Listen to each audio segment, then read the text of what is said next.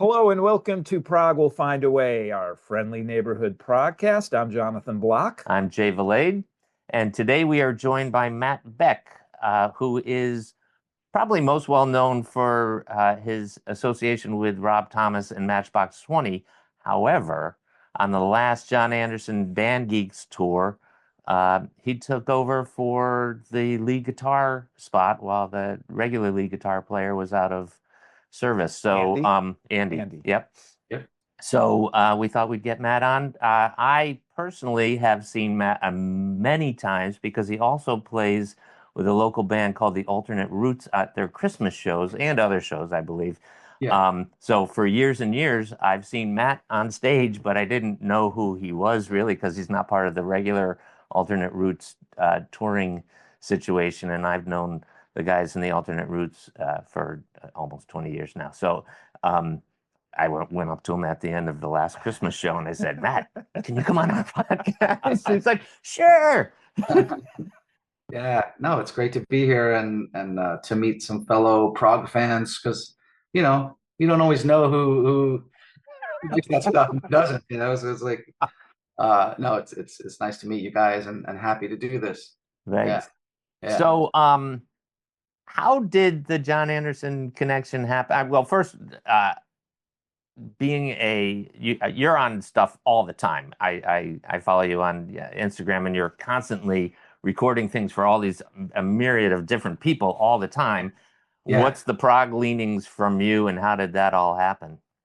Well, you wouldn't know it otherwise that I have any connection to anything prog, like just the way you said you saw me with the Alternate Roots, and I'm probably most affiliated with Matchbox 20 and Rob Thomas. I'm sort of most known for that, and all the other artists I've played with have not really been anything close to prog or progressive. But I did grow up listening to that stuff, and I have a huge space in my heart for that stuff. When I discovered Yes at as like a junior high school student, and just flipped out and just started buying all the records and learning all the music. And then of course going to other bands from there, like ELP and King Crimson and like all the other bands that one would think to go to after discovering Yes. But Yes was always my favorite band growing up. So to get to play with Jon Anderson is a bit of a childhood fantasy come true, Right. The way it came about is kind of not random, but a very interesting course of events. I have friends that were doing a YouTube channel. They call themselves the Band Geeks, and this is before they had any affiliation with Jon Anderson or anyone else. The sort of the musical director and the leader of that group is a guy named Richie Castellano. Right. Yeah. He has been playing in Blue Oyster Cult now for I think 20 years as one of their guitar players. And so we have mutual friends, and I was brought on to the YouTube show by Richie and the drummer Andy Ascalise, who I play in some other bands with. I met him doing music of Kazim Sultan, who's the bass player for Todd Rundgren. So there's actually some prog stuff in there as well too. Sometimes we cover the early Utopia stuff with Kazim, which is straight up prog. Right. Later, the sort of the second incarnation of Utopia got a little bit more into like pop, new wave, power pop, which I love that stuff too. I went on the Band Geeks show, and we did like a Jellyfish song, we did a Squeeze song, and it was kind of more in that sort of power pop realm. And then I'm basically friends with those guys, and I remember like Andy coming to me, Graziano, Andy Ascalise, not, there's two Andys in the group. Yeah. You mentioned Andy, just to clarify, you mentioned Andy Graziano in your intro, and he's the guitar player, and then Andy Ascalise is the drummer. Right. And so he came to me one day, he was like, oh my God, you're not going to believe this. We've been posting videos online of them playing Yes songs, and Jon Anderson actually saw one of the videos of them doing Close to the Edge and like loved it, and actually reached out to the guys and was like, this is the greatest version I've seen of that since the band did it in the 70s. And so they arranged to meet up, and they said we should do something together, and they did. and they made this great record. And then there's all these tour dates, and they had already done like a whole year of touring, and then this was like their sort of like next leg of tours that was coming up.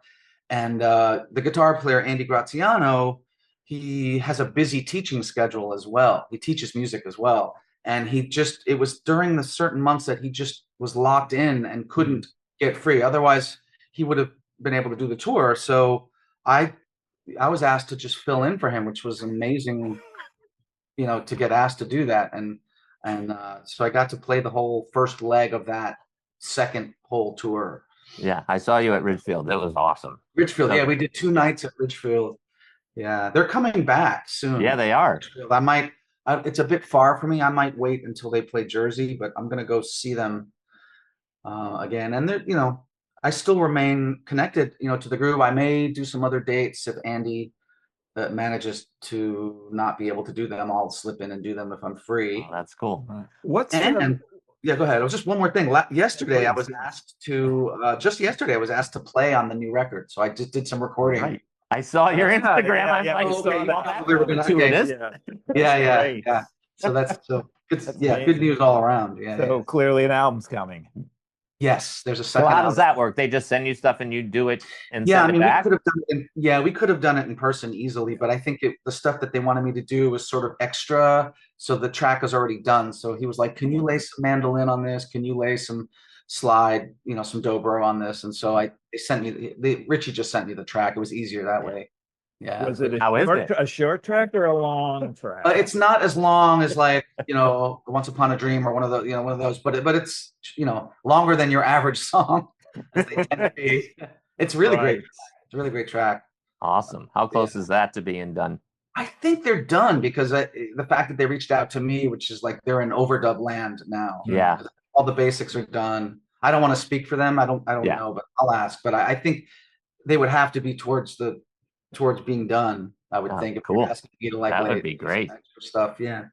Yeah. So I'm seeing them the 18th or 17th of April. So it's, a month away right now. And those are the first dates on the tour. So I'm excited. I'm excited to see what they come up with. So when you did the tour, you knew the Yes stuff, right? Yeah, was it back of your hand knowing it, or was kind of prep? You have to learn a 2+ hour show, even if you know the songs. You still have. I mean, you're a pro, but it's still that's a tall order. Yeah. Like, learn these songs. It's like I'm staring down a mountain of like epic material. Yes, because I had all the songs in my ear. I grew up listening to all the classic stuff.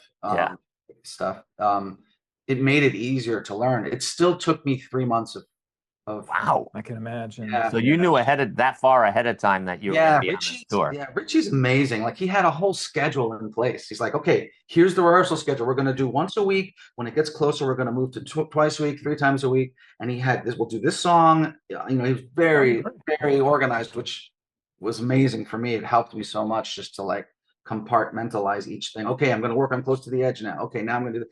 And yeah, I just jumped in and just it was a labor of love, but man, it was a challenge. Yeah. And then you had to learn new material as well, right? Yes, and that stuff wasn't in my ear, so I really had to spend time listening as well as learning, and that was fun. Also, it's a great album. I love it. Yeah, they did a great job on that. I really enjoy that album. Yeah. Were there any surprises when you were kind of going over the material? Like, I'm sure you went in saying, okay, this is going to be tough. I'm going to have to spend time. But were there things that popped up where it's like, I would have never thought that was going to be tough. You're absolutely right. Like, I've known that stuff. I know the music so well, but I never actually thought to learn it. Because first of all, as a kid, it was too hard to learn. And so I would sort of peck away at little, like I could play roundabout or I could do like my little snippets that I liked. But I always preferred to just, admire the music rather than try to figure it out. I just used to like love listening to it and enjoy it just as a listener.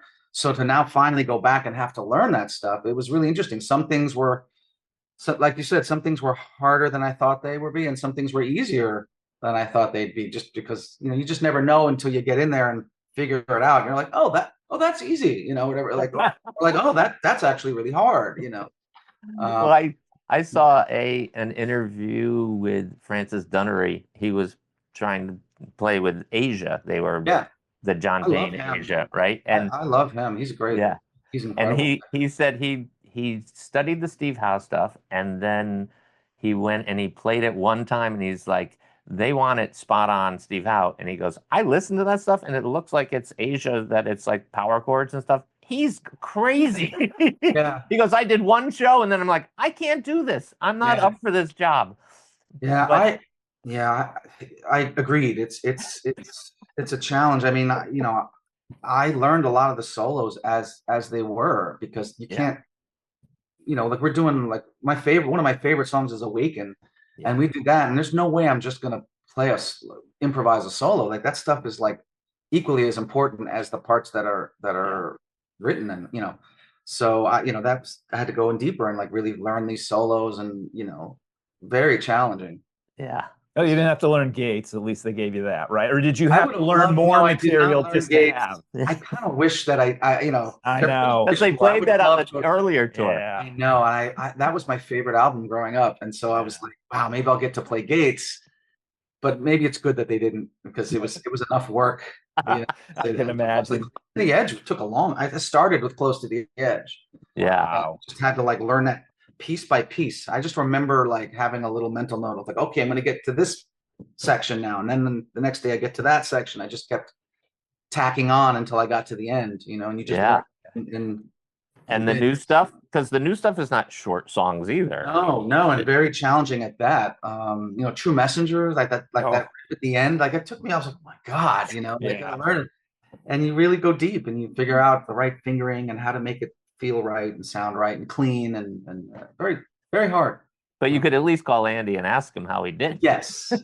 I mean, I was fortunate. It was fortunate that they had already done a tour, so they sent me some multi-tracks of the live stuff, so I could actually sit there and isolate Andy's guitar part. Be like, oh, it's hard to hear what he's doing. Let me isolate it. I could really nice. Of the multi-track. First thing I did was solo John's vocal. The first, I was like, let me see how he's singing these days. Yeah. And I was like, wow, he sounds amazing. It's incredible. I mean, he's like 80.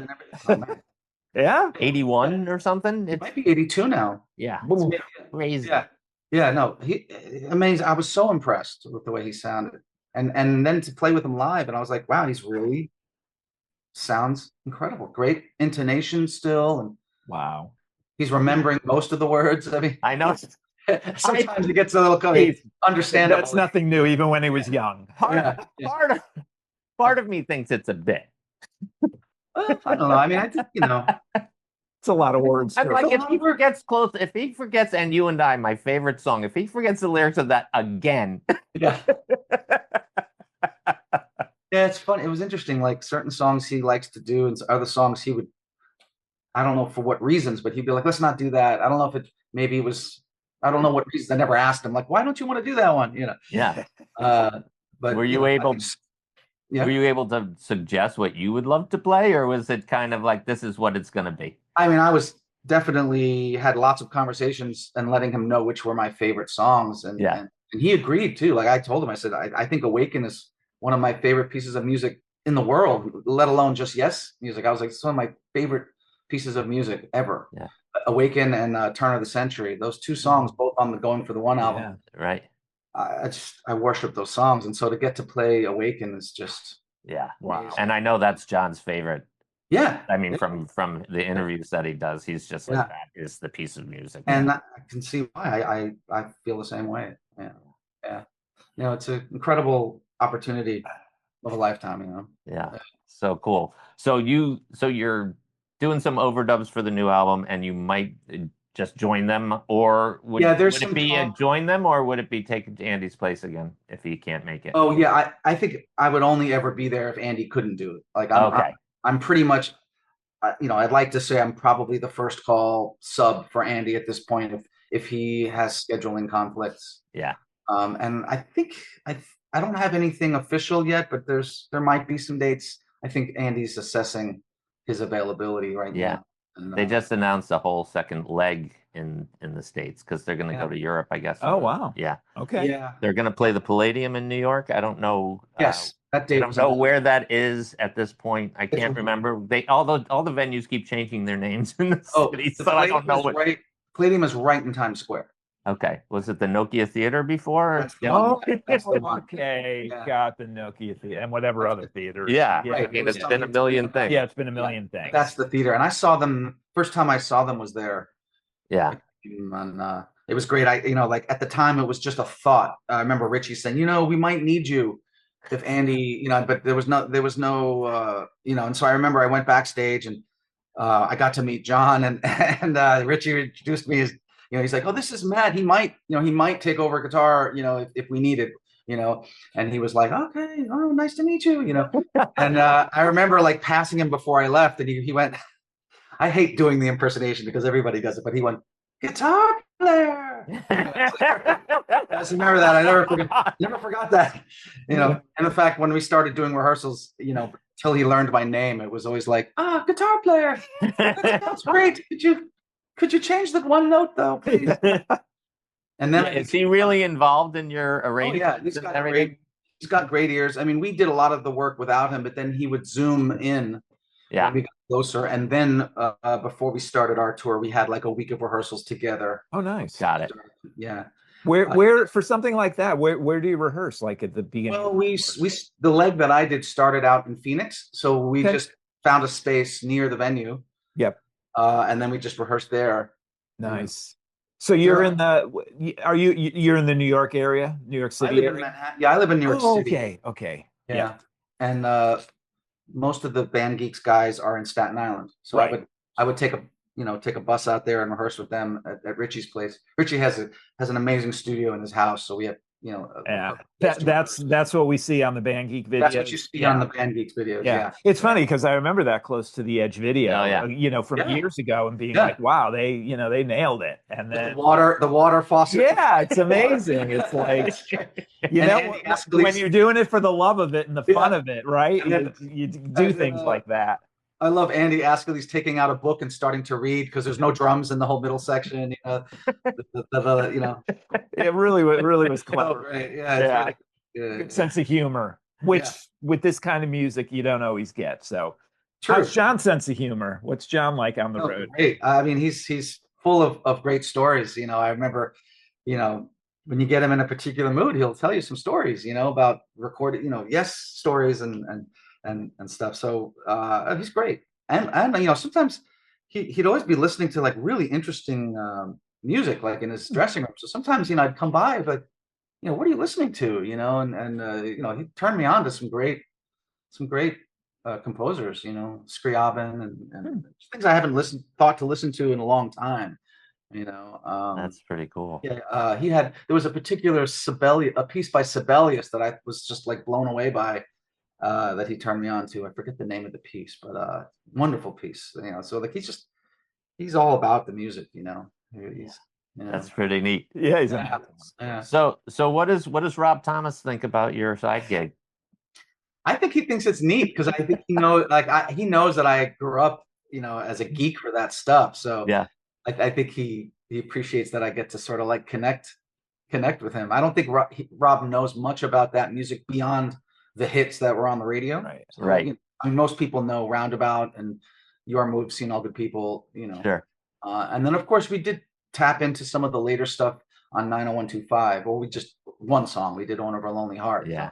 Most people know that one. Yeah, sure. Right, and they are in the Rock and Roll Hall of Fame now. Yeah, so. And they are which is which is mind blowing, but great. Yeah. I wonder. Would Rob ever come see you do it, or is that not his?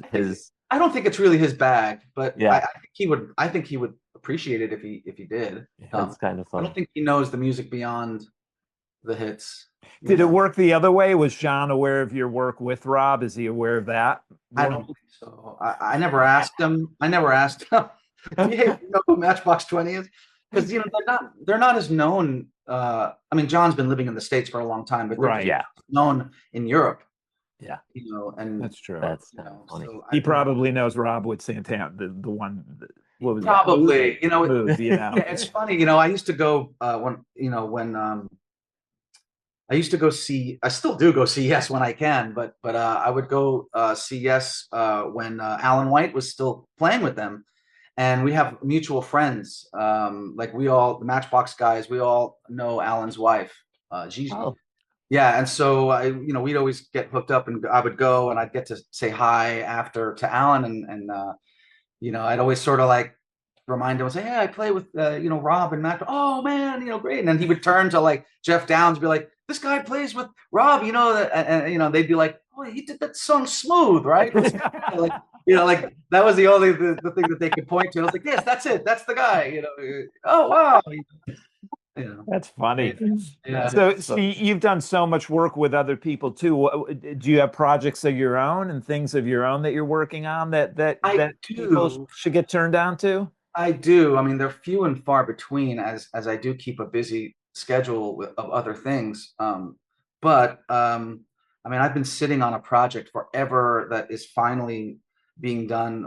Like everyone else, it was a project that happened during the pandemic that we did, and we recorded a whole album, and it's a power trio, and what we call ourselves Sugar Jar, and it's a power pop kind of a thing. Excellent. And yeah, and it's in the can. It's ready to be released, and there was a bunch of publishing issues on my end that held things up that I finally worked out in terms of getting all my publishing stuff in order. So I'm hoping to release that at some point, and maybe shows. Sugar Jar, excellent. We'll keep Sugar Jar, yeah, we'll it's good. It's really, it is a labor of love, and yeah, it's me, a bass player named Richard Hammond, and a drummer named Sammy Marandino, and we did it remotely at first, and then got together when we could, and finished it, and mixed it, and mastered it, and I love it. And did you write most of the material, or was it a collaborative effort? It was collaborative. I mean, I brought my songs in, and I would sing those, and then the bass player Richard would bring his songs in, and he would sing those, and then of course we'd all play on and we just just a complete three-way split of the writing. Cool. But yeah, well, yeah. And I know at the top of the interview you mentioned Chasm Sultan, who I'm big fan of Utopia. Oh, me too. Very big fan of Utopia. So if it's anything like that kind of pop, that's great stuff. I saw them. Actually, yeah. I mean that later era Utopia stuff is a huge influence on me, because it got a little bit more into like song and power pop. Although I do love the prog stuff of the earlier records too. Yeah. But I was very fortunate to meet Chasm actually through the drummer in Sugar Jar, Sammy Marandino. I think I mentioned I was such a huge Todd Rundgren fan, and Sammy was like, "Oh, I know Chasm." I was like, "Oh, great. Well, I'm going to see them at BB King's." That's how long ago this was. And so we went, and then so Sammy introduced me to Chasm, and a couple days later, I think Chasm was asking Sammy, "I need a multi-instrumentalist. I'm going to do some of my own music, and I need a guy who can play guitar, keys, and sing." And Sammy was like, "You just met him the other day, remember?" So that started. I've been playing with Chasm now for over 10 years. That's great. So you play a ton of things. Like with the alternate roots, you are like the utility man in the back, just playing whatever they need, right? Well, Eric loves the pedal steel, so he's always like, bring the pedal steel. Nice. And now he's playing a lot now too. So it's great. So we've sort of, Eric and I have gone deep on like pedal steel stuff, and we'll sometimes get together online, like on a Zoom, and like show each other stuff. And so he's really into it, and so am I. So that's become a thing. Like bring that pedal steel, Nice. Yeah. He's going to break out and you and I with the alternate roots, I think. Well, I really wanted to play some lap steel with John. Yeah. But Richie was like, no, don't, because Andy doesn't do it. And he goes, if John hears you play lap steel, it's not gonna look good on Andy. And I'm like, yeah, that's true. Yeah. Although I'm sure Andy could play lap steel if he put his mind to it. It's not like anything that Steve is doing is that complex, because they're mostly like single line melodies and stuff like that. So it's easily played on a slide guitar as well. It just looks and sounds cool. It's like when David Gilmour's doing it, he doesn't know what he's doing. He's playing it like a guitar, just holding it, but it sounds great. Yeah, it's more the and you get to sit. Yeah. Although I think Gilmour stands when he plays it, as did Steve. That's true. Put it on the thing. Yeah. That's true. That's true. You see what Steve has nowadays? He has this little like trolley. Yeah. you know, and then like it's off stage and he reaches like with his ankle and pulls it out, and there's a little track, and this he reaches, the thing comes out and he plays it, and then when he's done, his foot just pushes it back off stage. That's They funny. need to put some cakes and things on there, like a dessert tray. I love it. It's great. I actually, when one of those meet and greets, I did ask him about it. I was like, "How did you come up with that?" You know, and he's like, "Oh, my tech made it." You know, there's like a little. It's pretty ingenious. Yeah. That's funny. Yeah. I just finished a long tour with Rob. He promoted a new record, and we did a whole cycle of that last year. And now we're gearing up for Matchbox's 30th anniversary. Oh, wow. Yeah, so we've got a bunch of festivals booked for this summer. And then all next year, we'll be out promoting the 30th anniversary of Matchbox 20. Cool. Well, I saw you at the amphitheater here in Bridgeport. Oh, yeah, I love that venue. I Yeah. love that place. I've gone to see shows there too. It's actually close enough that I can go see shows there. It's great. It's the one that's like used to be an old baseball field, right? Yeah. Yeah, I love that venue. Yeah, It's kind pretty of cool. indoor, outdoor. Yeah. It's like 5 minutes from my house, so my wife was always like, "Who we going to tonight?" Yeah, I think I saw an 80s, it was like an 80s thing. Yeah, You did too. I did too. Thomas Dolby. Yeah, I saw that. That was great. Bow Wow Wow, and like I mean, I grew up The on Thompson twins, Wang Yes. Chung. Yes. Wayne Trump's really good. That was really fun. That was the That last was time fun. Everybody came out, and then I thought Thomas Dolby was amazing, but because he did his like one-man show thing. One-man thing, yeah. It was so cool, great. but it was so different than the rest of it was like real 80s, like Yep. power. And he came out and started doing like, keyboard stuff on his little thing with his aviator jacket on, and it was really cool. That was cool. He blinded you with signs. No, like one of his submarines was missing though, and he was worried about it. Worried about it. Yeah, there you go. Yeah. And I have the other thing I've had, it's been out for a while, but I do have a solo album of my own songs that's just under Matt Beck, that's out on, streaming. Streaming, yeah. Yes, it is, because I saw it. Yeah, solo album. It's more of a singer. Yeah, it's more of a singer-songwriter type album, but that's been out for a while. So that's cool. Sort of like, I hope to do another one of those at some point too. Excellent. Yeah. And what is that? What's the vibe on that? Just more low key, or do you play every instrument on it? I do play most. I mean, I did bring in drummers and bass players. Oh, okay. On it, but most of the guitars and the keys and the singing is me. And then I arranged some strings, and my mom played some French horn on it. And that's cool. Oh, wow. Yeah. Cool. Yeah. So I brought in certain players. And so you writing? You write all the time, like when you're out on the road now for the next year and a half? You gonna?